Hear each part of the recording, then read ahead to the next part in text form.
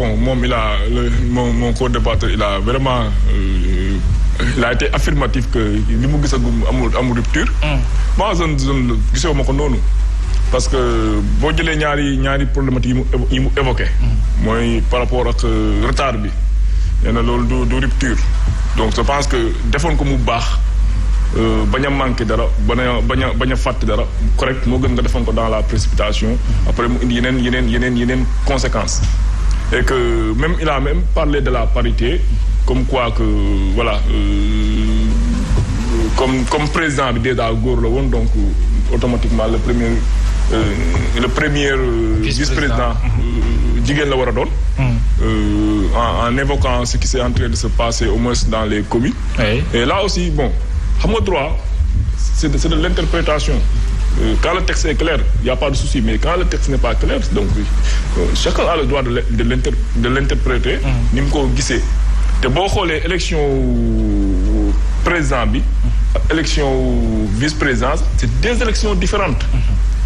donc maanaam dañuy fal président c'est une élection on vote après on vient à une autre élection on vote pour les autres vice-présidents. donc si à la limite si c'est des élections liées. on pourrait dire que voilà on n'a pas respecté la parité. et li ci xaw a kii peut-être que on nous parle d'un recours. qui sera intenté par peut-être. le groupe Takku Wallu. mais ils oublient vite. parce que lors de la 14e législature. donc góor lañu tegoon comme premier vice-président. est-ce que suñu recours bi amoon na kii. amoon na une suite favorable. donc là à moins que moom revirement de jurisprudence. c'est vrai que la loi ne l'interdit pas. mais yow loo defoon il y a même pas 2 ans. nga bëgg a ñëw contester ko. pense que dafa manqué day manqué cohérence quoi day nuru leneen. voilà en tout cas c'est pas de bonne foi. maintenant même par rapport ak kii El Malick il avait démissionné. voilà son suppléant ñëwoon na. bon je pense que ça aussi c'est la marque de fabrique du PASTEF. donc xam nga wax nañ leen fi ne on n'a pas un plan B ni plan C ni plan D. et pourtant on avait un plan. donc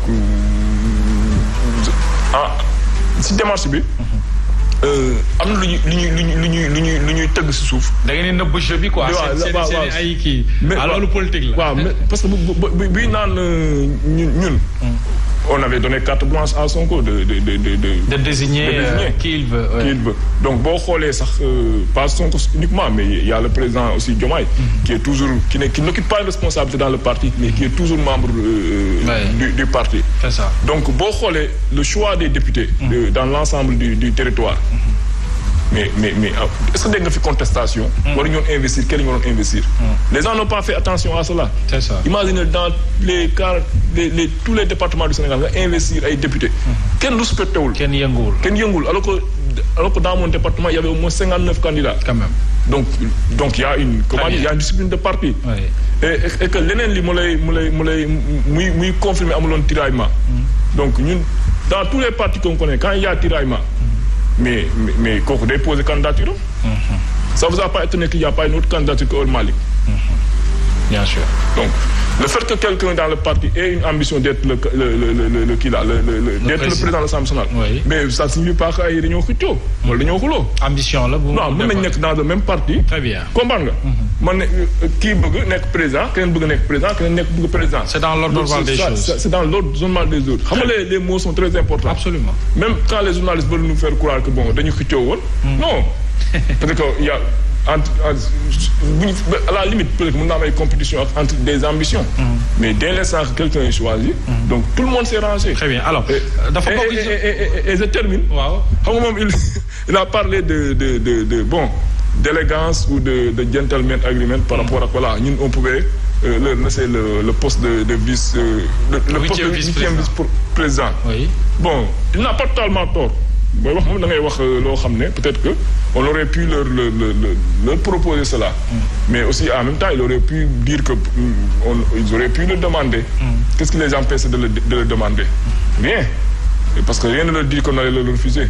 et beneen affaire bi. bu ñu demandé par élégance. par élégance je ne présage pas de ce qu'on allait leur répondre. Oui. mais quand on dit une chose il faut aller jusqu'au bout de la logique.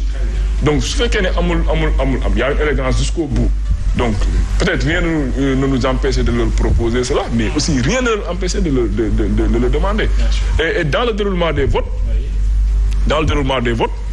donc nous on a 130 députés.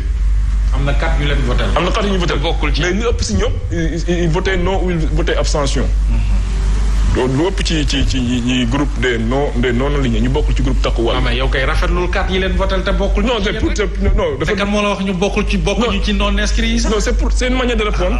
C'est une manière de répondre à son interpellation. Oui. Donc voilà quand on pose une affirmation voilà il faut le tirer. Très bien loo bëggoon yokk par rapport à. Quand même faut qu'on soit clair. élection yi ma comparé élection maire sax moo gën a nekk 2 élections yu wute. ndax élection président assemblée nationale ak président ak vice-président yi c'est des élections au suffrage indirect. Or le maire il est au suffrage direct. Et on lui a appliqué la parité. ñu ne bu dee góor la jigéen moo ci topp. bu dee jigéen la léegi nag am nañu occasion. man waxuma je ne présage pas de ce que les juridictions vont donner comme réponse. Je ne savais même pas que il y avait une décision sur PASTEF. loolu après on va chercher ça. Mais yaakaaruma ne en la 14e législative que amoon na recours sur la parité. Mais même bu fekkente ne loolu noonu amul woon. C'est pas parce que on est à l'ère du jubbanti. C'est pas parce que defoon nañ ko à la 14e législature que jubul woon dafa dëngoon que dañoo war a ñëw fii ne dañ koy def ba pare ne yéen a ko defoon bu fekkee jubul woon baaxul woon dañ koo war a jubbanti. Beneen affaire bi aussi mooy pour la proposition non rassurez-vous. Moi j'ai dit que su ma nekkoon seen place ñee 17 lañ ñii 16 lañu ñun dans la marche des territoires ñaari góor lañu. Donc ñun mënuñu woon en tous les cas en tant que non inscrit dem di wax ne jox leen ñu ko wala bu leen ñu ko jox dama ne. su fekkoonte ne Pastef loolu rek moo ko intéressé woon pour que bureau assemblée nationale moom rek mu bañ ko occuper nga xam ne pare woon na pour jox Takku Wallu loolu munoon na woo ñi nga xam ne am nañu ay jigéen ci seeni liste ñoo laaj leen. suñu leen laajee mais dañuy nangu rek wala ñu bañ mais bu ñu bañee au moins sénégalais yi dañu xam mais nag il faut reconnaître quand même. Même bu fekkente ne après il y a discipline de parti pour respecter le choix de El Malick. waxtaan moom am na. waxtaan am na et ça a tiré à longueur. Et c'est ce qui nous a mis là-bas parce que bu fekkoonte ne faire bien les choses la rek. wax dëgg yàlla depuis le 17. résultat bi leer nañ. nga yor exécutif. service administratif assemblée nekk fi. yow nga yor parti bi. war nañoo mën a waxtaan tànn ñoom ñun ñi nga xam ne ay maire yu ndaw lañ sax. bu demee ba élection municipale jeex. mais dès le lendemain on choisit kan mooy nekk premier adjoint maire deuxième troisième kii mais du ñu dem ba foofu. ba pare di retenir. Alors honorable Ansoumana bokk na ci mission yu assigné Assemblée nationale contrôler l'action du gouvernement aujourd'hui yéen a majoritaire est-ce que vous êtes prêt en tant qu'honorable député nga waxaale sa naataango yi contrôler véritablement l'action du gouvernement yenn jafe-jafe yi ci wàllu gestion de l'État yu ñu war a mën a lijjanti pour askan yu mën a xam ngeen jouer pleinement seen rôle par rapport à ça est-ce que rupture boobu au moins daa ngeen ko teg. De toute façon nous sommes attendus sur ça loolu xam naa moom leer na ñëpp. waaw xam nga notre comment dire notre cheval de bataille wala notre maître mot c'est la rupture. Donc loolu la ñu xamee Pastef.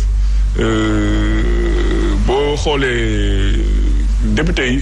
souvent sax gars yi ñu doon reprocher le fait que voilà il ne jouait pas pleinement le rôle. yenn c'est même pas délibéré mais ñàkk xam sax waroon na ko souvent. en tout cas dalal naa fi le ministre Moustapha Sarré ñu ngi koy nuyu mu ne li ko Guy Marius Sagna wan ci ay questions yu mu ko interpellé sur des trucs ak yeneen ministre kenn xamul lu mu toll. Je pense que ne au moins lui mi ngi doon jouer son rôle de peut-être contrôler l'action du gouvernement.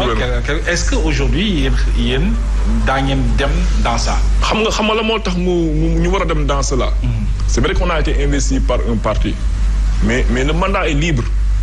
Le mandat de député est un mandat libre et ça a un contenu, ça a un sens. Et que le président Sonko ce qu'il nous a dit lors de notre conclave